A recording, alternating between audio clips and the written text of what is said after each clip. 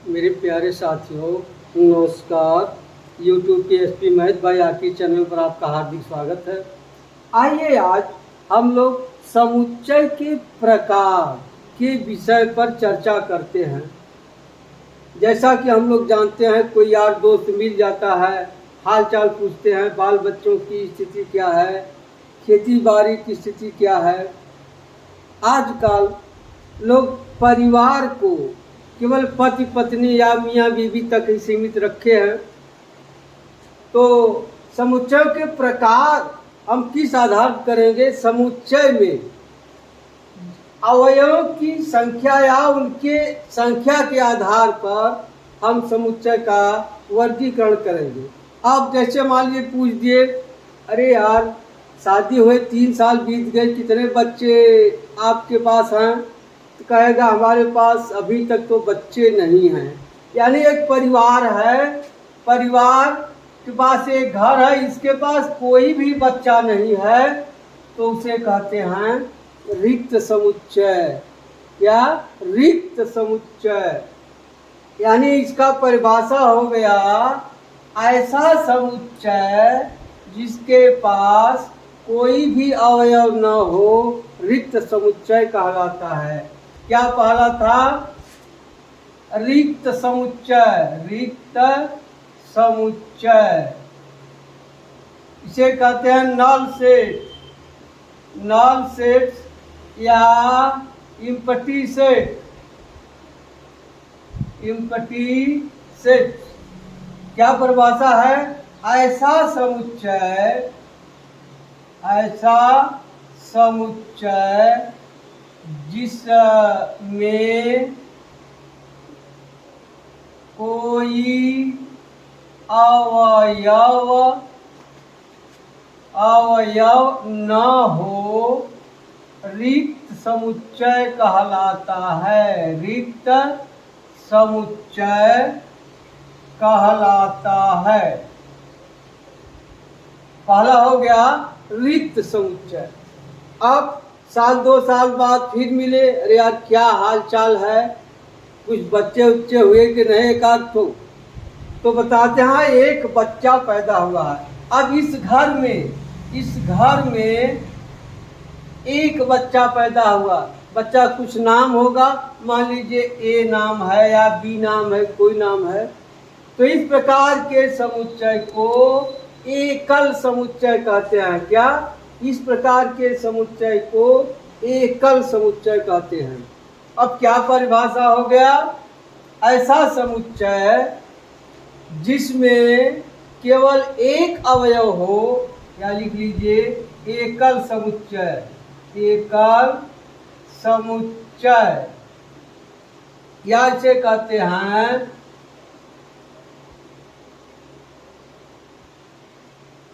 Singleton sets. एकल समुच्चय क्या परिभाषा होगा? ऐसा समुच्चय जिसमें केवल एक अवयव हो, एकल समुच्चय कहलाता है। एकल समुच्चय कहलाता है। ये हो गया। यानी ऐसा घर जिसमें केवल एक बच्चा हो, एक बच्चे वाला घर, यानी एकल समुच्चय कहलाता है। ठीक। अब आइए आगे देखते हैं।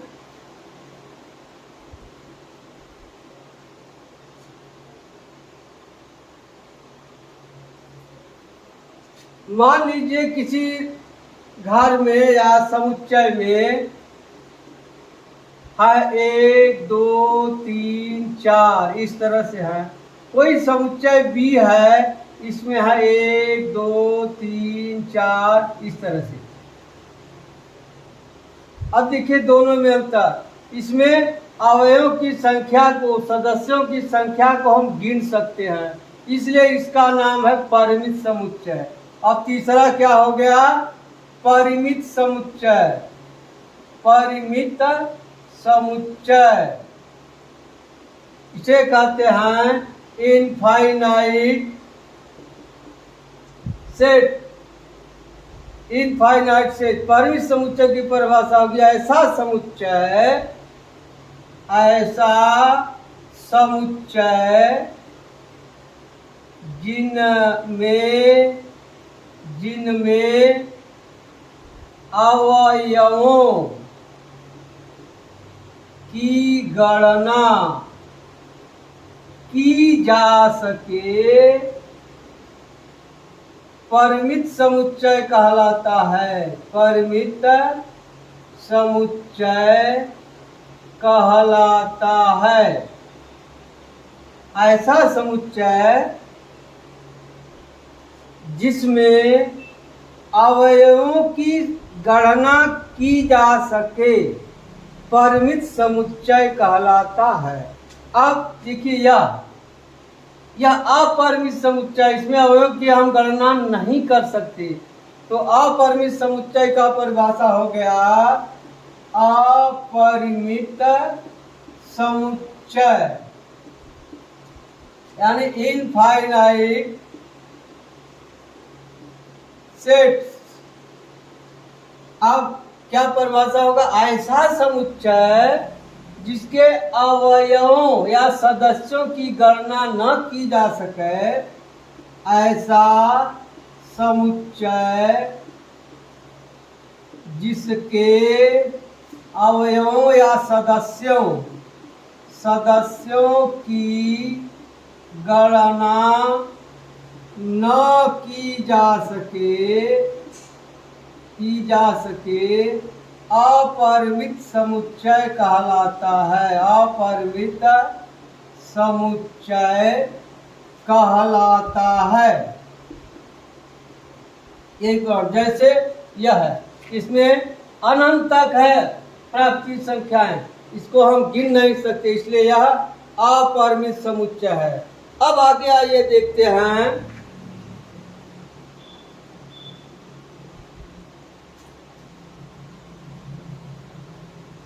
अगला है चौथा हो गया अपरिमित समुच्चय। पांचवा है सम या समान समुच्चय।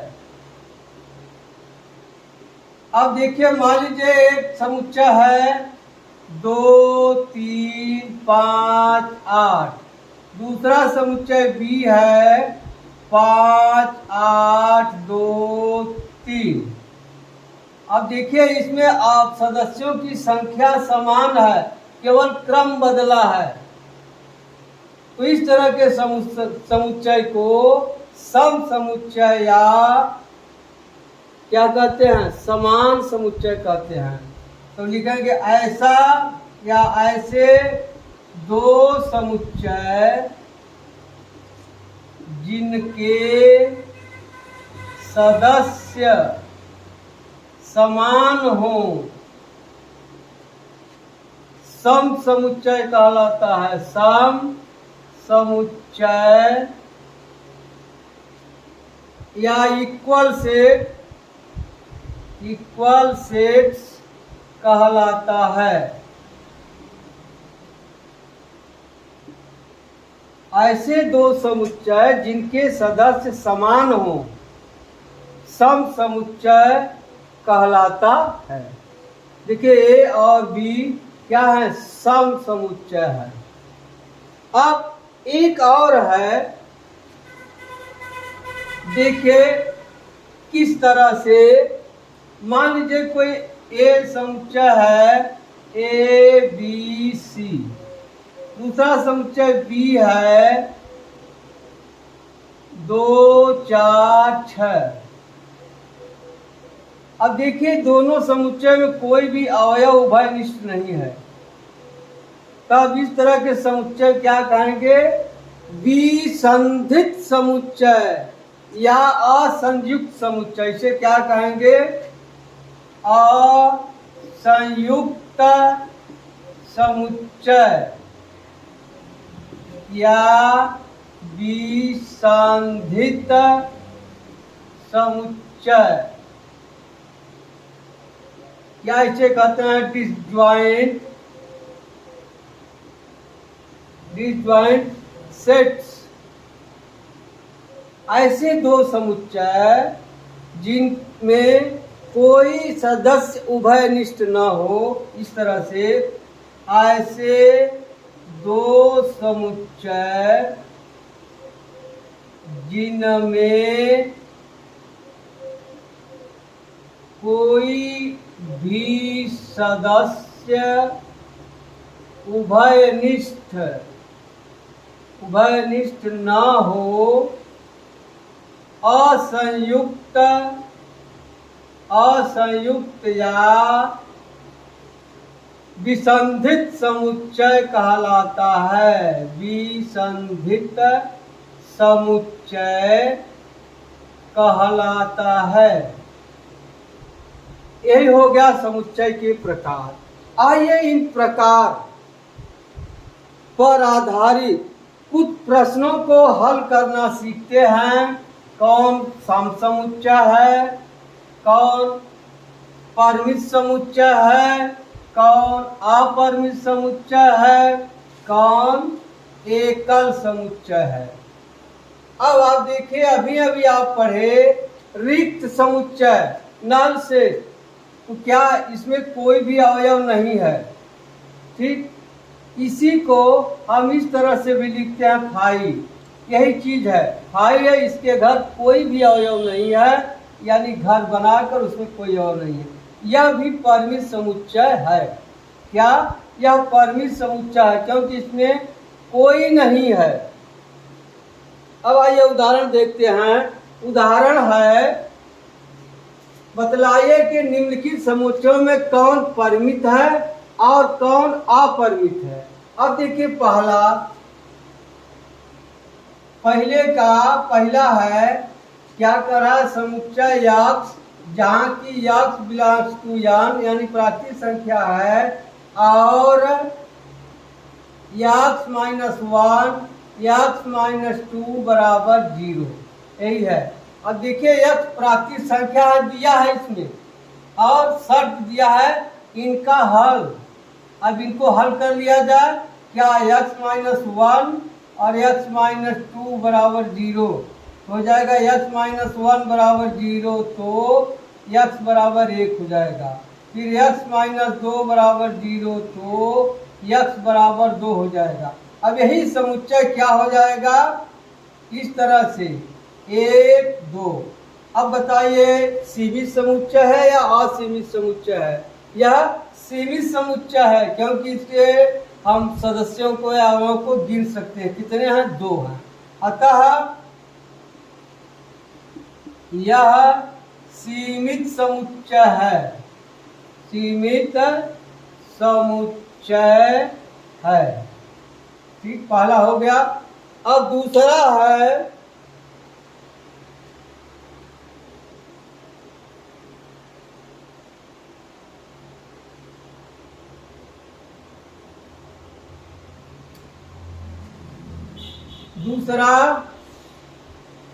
समुच्चय यक्स जहाँ की यक्स प्राकृतिक संख्या है और यक्स स्क्वायर बराबर 4।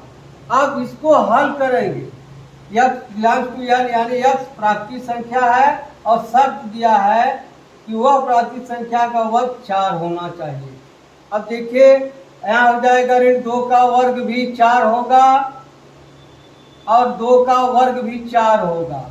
लेकिन सवाल में कहा है यक्स बिलोंग्स टू n, क्या है, यक्स क्या लेना है, प्राकृतिक संख्या या नहीं, इसलिए यही लेना है, इसको नहीं लेना है। इसका समुच्चय क्या हो जाएगा, 2। समुच्चय क्या हो जाएगा, 2। इसलिए यह क्या है, परिमित समुच्चय या सीमित समुच्चय। इसे क्या कहता है, यह परिमित समुच्चय है। तो क्या दूसरा। अब तीसरा है, यक्स जहाँ की यक्स बिलोंग्स टू n और 2 यक्स माइनस 1 बराबर 0। अब देखिए यक्स क्या है, प्राकृतिक संख्या है, शर्त दिया इसको पहले हल किया जाए, क्या होगा 2x माइनस 1 बराबर 0, तो 2x बराबर हो जाएगा 1, x बराबर 1/2, जो कि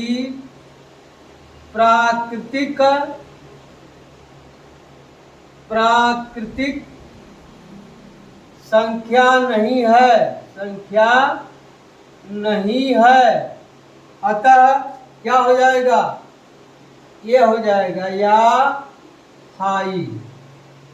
हम जानते हैं कि रिक्त समुच्चय भी परिमित समुच्चय होता है, अतः लिख देंगे यह परिमित समुच्चय है, परिमित समुच्चय है। तीसरा हो गया। अब चौथा, इसी का चौथा है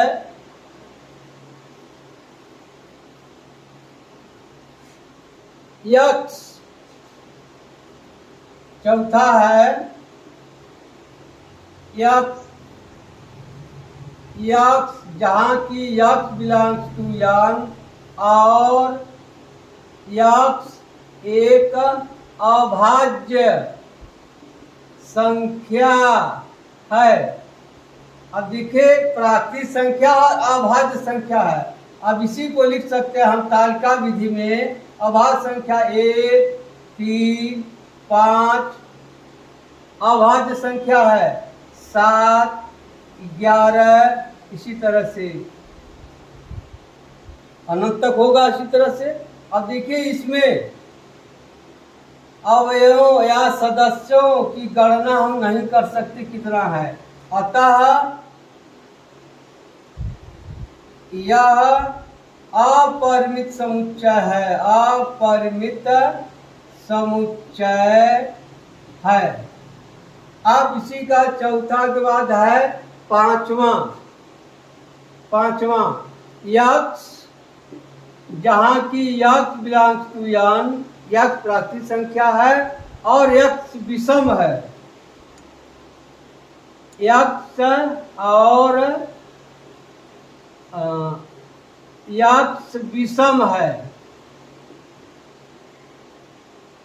अब इसको हम लिख रहे हैं तालिका विधि में, क्या है प्राकृतिक संख्या है, विषम है, 1, 3, 5, 7, 9, 11, 13, 15, ये सब क्या हैं, विषम संख्याएं हैं। अब देखिए यह भी, इसको हम नहीं गिन सकते, अतः यह अपरिमित समुच्चय है। हो गया, यह अपरिमित समुच्चय है। अब आइए दूसरा उदाहरण देखते हैं। दूसरा उदाहरण है समान समुच्चयों के युग्म छांटिए, यदि कोई युग्म है और कारण भी बताइए। अब देखिए ये सब समुच्चय यह तो लिखा है तालिका विधि में, ये सब लिखे हैं गुण विधि में, सबको हम तालिका विधि में लिख लेते हैं। दूसरा प्रश्न है, देखिए समुच्चय ए बराबर दिया है क्या, 0, यह एकल समुच्चय है। अब समुच्चय बी बराबर क्या है, समुच्चय, देखिए समुच्चय बी बराबर है यक्स जहाँ की यक्स बड़ा है 15 से और यक्स छोटा है 5 से, और यक्स छोटा है 5 से। अब देखिए समुच्चय बी बराबर क्या होगा, यक्स 15 से बड़ा है और 5 से छोटा है, यह संभव नहीं है, इसलिए क्या हो जाएगा रिक्त समुच्चय, या इसी को लिख देंगे फाई।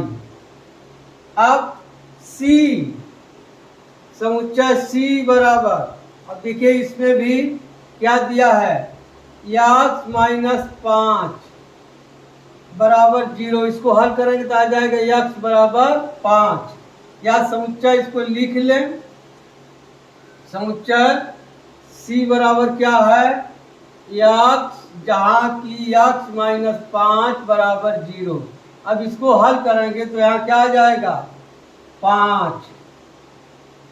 ठीक, अब डी, समुच्चय डी यह है, क्या है, डी बराबर यक्स जहाँ की यक्स स्क्वायर बराबर 25। अब इसको हल करेंगे हो जाएगा यक्स बराबर करड़ी में 25 या हो जाएगा प्लस माइनस 5। इसका समुच्चय क्या हो जाएगा, -5 प्लस 5। अब डी हो गया। अब ई बराबर, अब देखिए ई बराबर यहाँ लिख लिया जाए, ई बराबर दिया है यक्स जहाँ की यक्स समीकरण x square minus 2x minus 15 बराबर 0 का धनात्मक पूर्णांक है। क्या धनात्मक पूर्णांक है, इसको हल कर लिया जाए। क्या, यक्स स्क्वायर माइनस 2x यह हो जाएगा -5x प्लस 3x माइनस 15 बराबर 0। इसमें से x कॉमन होगा, x माइनस 5 इनमें से प्लस 3 कॉमन होगा, x माइनस 5 बराबर 0 हो जाएगा, x माइनस 5 और x प्लस 3 बराबर 0, यानी हो जाएगा x बराबर 5 या ऋण 3। अब देखिए सवाल में कहा है क्या, का धन पूर्णांक मूल है, ऋण नहीं लेना है, इसको छोड़ देना, यही इसी को लेना है। तब इसका क्या हो जाएगा, समुच्चय 5। अब ये कितना दिया है, A B C D E. देखिए इसमें कौन सा आपस में बराबर है, देखिए यह सी और ई आपस में बराबर हैं, तो क्या लिख देंगे, समुच्चय सी बराबर समुच्चय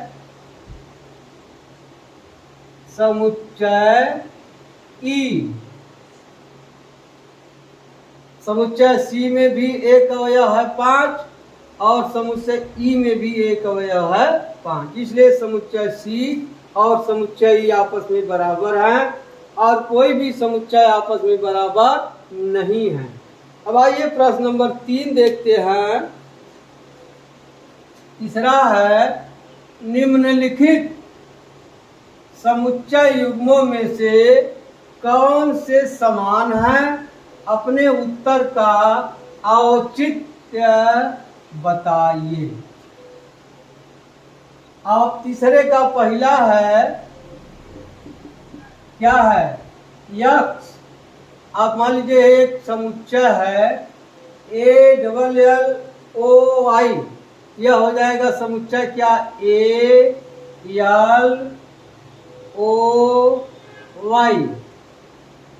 क्योंकि हम जानते हैं कि किसी भी सदस्य को 2 बार नहीं लिखा जाता। तो हो गया। अब समुच्चय बी बराबर, इसमें भी क्या हो जाएगा, LOYA।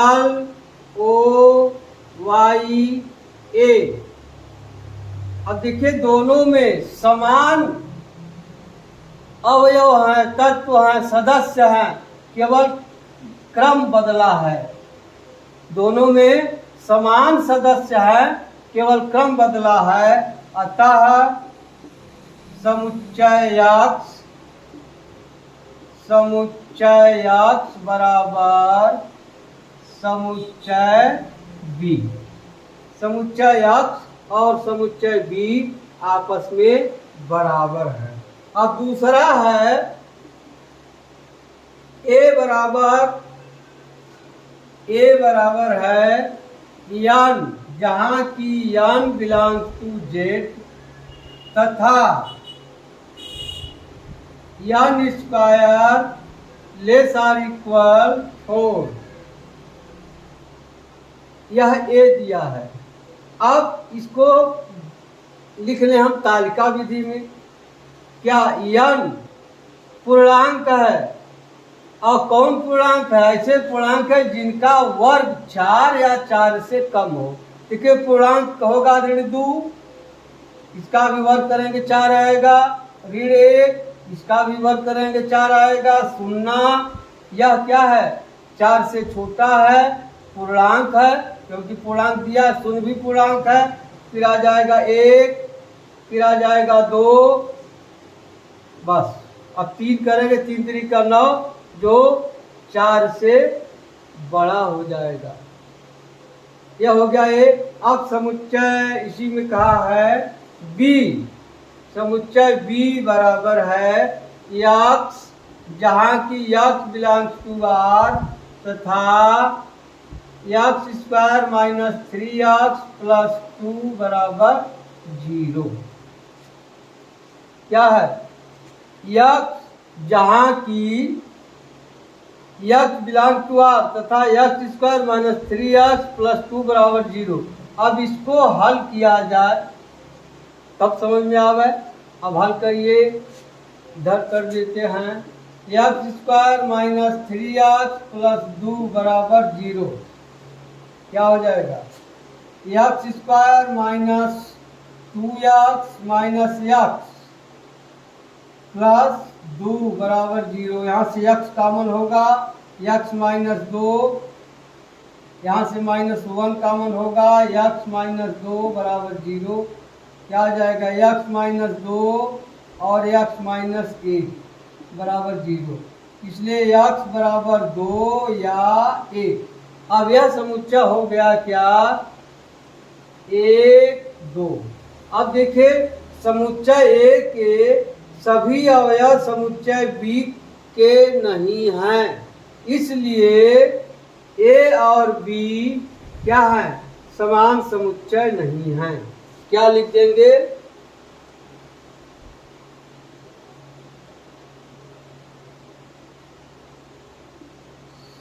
समुच्चय A तथा समुच्चय B के सभी अवयव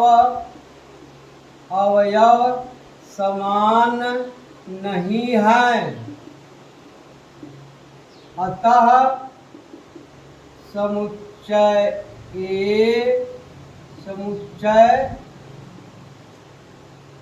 समुच्चय A बराबर नहीं है समुच्चय B के। यही हो गया उत्तर। ठीक, अब इतना आप लगाइएगा। अब मिलते हैं अगली वीडियो में, तब तक के लिए धन्यवाद। जय हिंद, जय भारत।